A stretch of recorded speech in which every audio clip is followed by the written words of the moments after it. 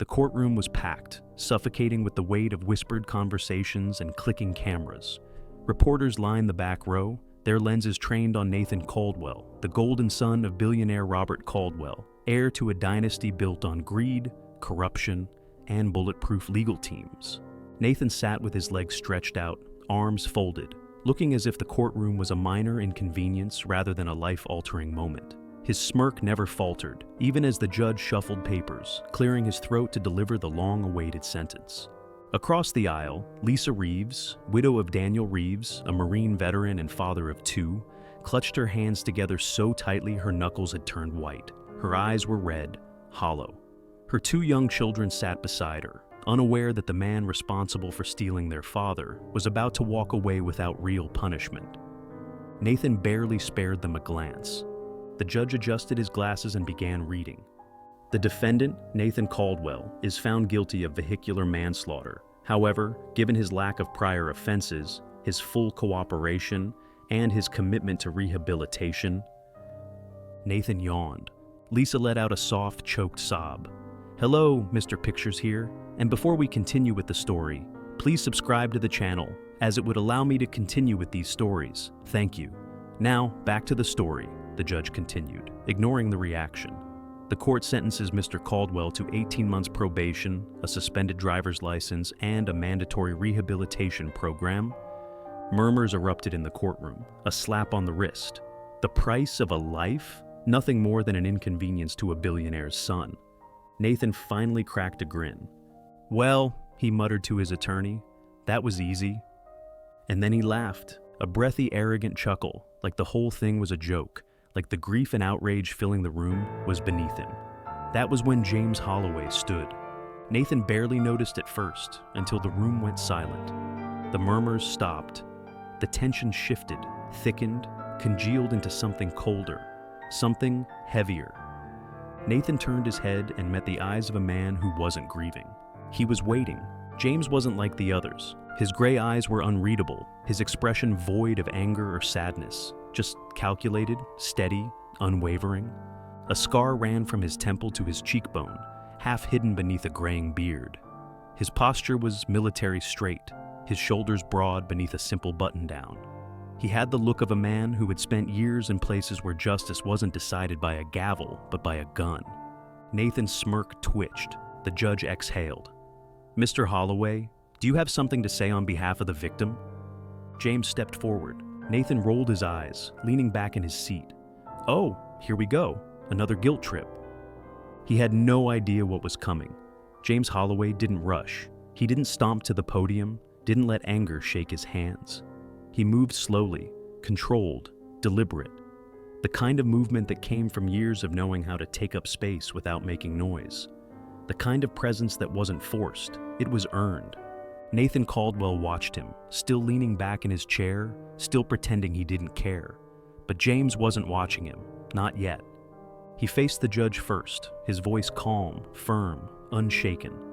Your Honor, I wasn't going to speak today, he began. I told myself there was no point. The law's already made up its mind, and justice.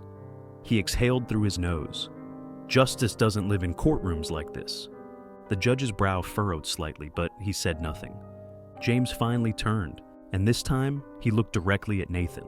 The smirk on Nathan's face hadn't fully disappeared, but it wasn't as effortless now. He still slouched in his chair, still radiated that spoiled, untouchable confidence. But his eyes flickered. Just for a second. James took a step forward. You're lucky, he said simply.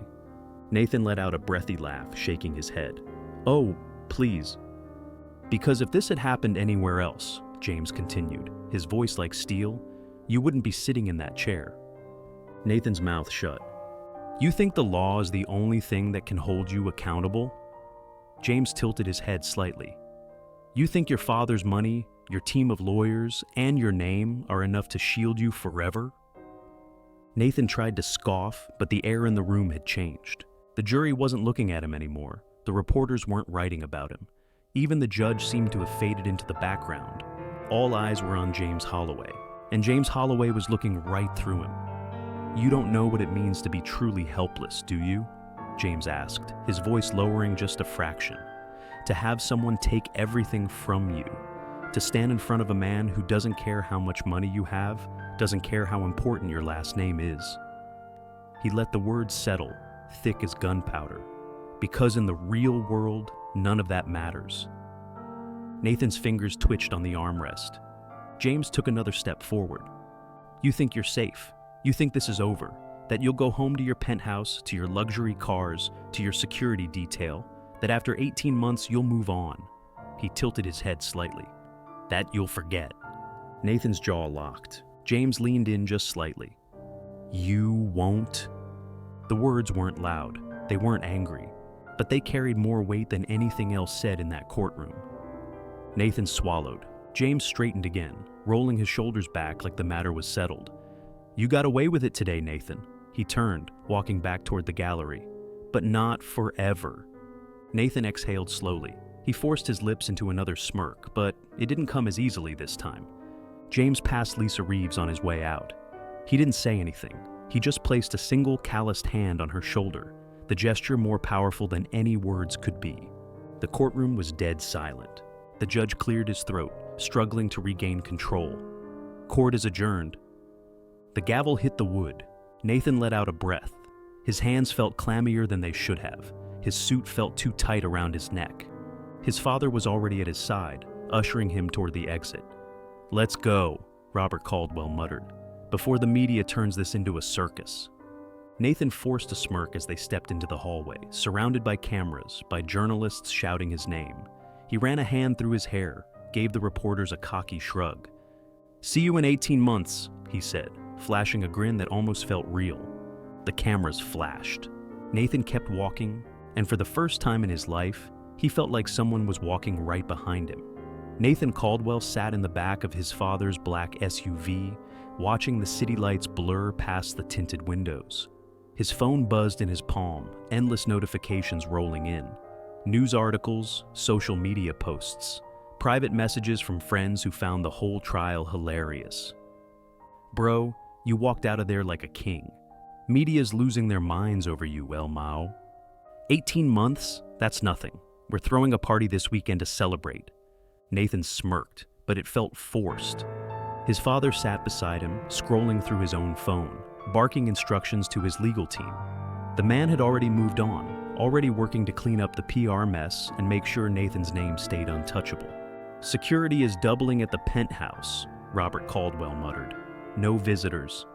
No media. I don't want you anywhere near the city for the next few weeks. We'll have you fly out to the Hamptons. Nathan rolled his eyes. Dad, relax, it's over. I won. Robert stilled. Slowly, he lifted his gaze from his phone, pinning his son with a look that shut Nathan up immediately. You think this is over? His father said quietly. Do you have any idea what just happened in that courtroom? Nathan scoffed, shifting in his seat. Yeah, some bitter old vet got his moment to sound scary, and now it's done. His father studied him, face unreadable. Then he leaned back against the leather seat, sighing. You don't get it, and that's the problem. Nathan clenched his jaw. What's there to get? His father stared out the window, watching the city pass them by. That man wasn't posturing, Nathan. He wasn't bluffing, and he's not the kind of man who lets things go. Nathan shook his head, laughing. Come on, what's he gonna do? Kill me? He's old. He's got nothing. No power, no influence. What's he got, Dad? A gun and a grudge? Robert's voice was low, cold. That's all a man like him needs. The words sent an unwelcome chill down Nathan's spine, but he ignored it. They pulled up to the luxury high-rise, security already waiting at the entrance. Armed guards, men in suits scanning the area, watching every car, every person on the street. Nathan rolled his eyes. Jesus, you're acting like I'm on a hit list. His father didn't respond. Nathan stepped out, walking into the lobby, his confidence already back in place. The security team escorted him to the penthouse elevator, scanning him in with biometric locks, fingerprint scans, layers upon layers of protection. He was safe. The doors slid shut behind him. The ride to the top was silent. When the elevator doors finally opened into his penthouse, the city stretched out before him, floor-to-ceiling windows revealing the skyline in all its golden glory. Nathan exhaled slowly, tension bleeding out of his shoulders. He poured himself a drink, tossed his phone onto the couch, and finally let himself relax. It was over. The trial, the drama, the threats, nothing was going to happen to him. He walked toward the windows, swirling the whiskey in his glass, staring down at the streets below. Then his phone buzzed. He frowned, glancing at it. Unknown number. A flicker of unease wormed its way into his gut. His phone buzzed again. A message. He hesitated, then picked it up. Still laughing? Nathan's breath hitched. His fingers tightened around the glass. Number. This was just some troll, some idiot from the internet trying to spook him. His phone buzzed again. Another message. Check your counter. Nathan's stomach dropped. Slowly, too slowly, he turned his head toward the kitchen counter and froze. Sitting there, next to his untouched bottle of whiskey, was a single brass bullet casing. Nathan's heartbeat slammed against his ribs. That wasn't there before. It couldn't have been there before. His penthouse was locked down. No one had been inside. No one. His throat tightened, his breath shallow. He stepped forward, reaching for the bullet with a shaking hand. It was cold, heavy. Etched into the brass were two numbers. The date of the accident. Nathan's fingers went numb. His breath came faster now, his skin prickling with raw panic. This wasn't possible. This wasn't happening. His phone buzzed again. Another text. Nowhere is safe. Nathan dropped the bullet. It clinked against the counter, rolling onto the floor. His chest heaved, his vision blurred at the edges. He scrambled for his phone, dialing his security team. It rang once, twice, then a voice. Sir? Nathan's voice shook. There's someone in my apartment. A pause. Then the guard's voice came back, quiet, cautious. Sir? The cameras don't show anyone inside. Nathan's pulse spiked. His eyes darted to the shadows pooling in the corners of the penthouse, his skin crawling with the sensation of being watched. Then how the hell did this get here? He snapped, gesturing at the bullet on the floor. Silence. Nathan's mouth was dry. His heartbeat thundered in his ears. Then his phone buzzed one last time. A final message. See you soon. Nathan staggered back. His stomach twisted into knots, his breath uneven, his mind scrambling for a rational explanation. Anything. But there wasn't one. James Holloway wasn't just a grieving friend. He wasn't just a veteran with a vendetta. He was a ghost. And now Nathan knew the truth. The courtroom had never been the final battle. IT had been the beginning. Nathan Caldwell's hands trembled as he clutched his phone, staring at the last message on the screen. See you soon? The words burned into his mind, sharp and suffocating. His chest rose and fell in rapid, shallow breaths. His expensive silk shirt clinging to his back, damp with sweat. The penthouse was silent, but the silence felt wrong, heavy, stifling.